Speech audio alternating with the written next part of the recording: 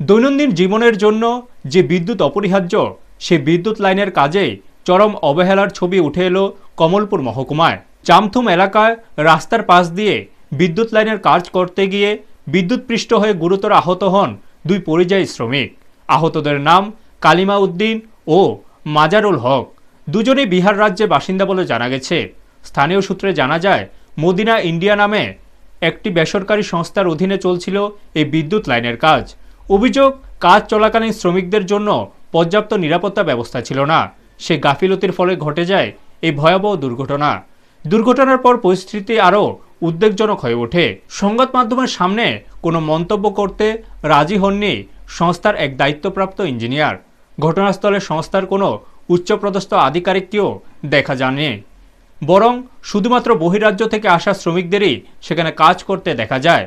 আহত দুই শ্রমিককে প্রথমে কমলপুর হাসপাতালে নিয়ে যাওয়া হয়। প্রাথমিক চিকিৎসার পর তাদের শারীরিক অবস্থার অবনতি হওয়ায় দুজনকেই জেলা হাসপাতালে রেফার করা হয়। এই ঘটনাকে ঘিরে স্থানীয়দের মধ্যে তীব্র ক্ষোভ তৈরি হয়েছে। তাদের অভিযোগ, বিদ্যুৎ লাইনের মতো ঝুঁকিপূর্ণ কাজে এভাবে দায়িত্বহীনতা দেখালে ভবিষ্যতে আরও বড় দুর্ঘটনা ঘটতে পারে। এলাকাবাসীর দাবি, ঘটনার পূর্ণ তদন্ত করে দোষীদের বিরুদ্ধে কঠোর ব্যবস্থা নেওয়া হোক এবং শ্রমিকদের নিরাপত্তা নিশ্চিত করতে প্রশাসন দ্রুত হস্তক্ষেপ করুক। ব্যুরো রিপোর্ট, নিউজ তৎকাল 24। 5টা নাগাদ দুটো পেশেন্ট এসছে অ্যাম্বুলেন্সে, ফায়ার সার্ভিসে করে। নাম কালিম উদ্দিন, 20 বছর, ছেলে। ওদের বাড়ি হচ্ছে বিহারে। লোকালি ওরা থাকে মনু, বিজয়গিরিতে। ইলেকট্রিক শক খেয়ে এসছে পেশেন্টগুলো। একজনের হার্টের অবস্থা খুব একটা ভালো নয়।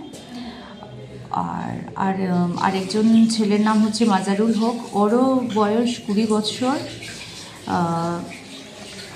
ওরও বাড়ি বিহার। লোকালি ওরা একই জায়গার লোক এবং ওর একটা 20 ফুট উঁচু থেকে পড়েছে। দুজনেই, একজনের হাড় লেফট সাইডের ক্লেভিকলটা ভেঙে গেছে। ম্যাডাম, এখন কি ওদের রেফার করা হয়েছে? হ্যাঁ, প্রাথমিক চিকিৎসা করার পর তারপর রেফার করা হয়েছে। একজন চলে গেছেন, একজন এখনও আছে।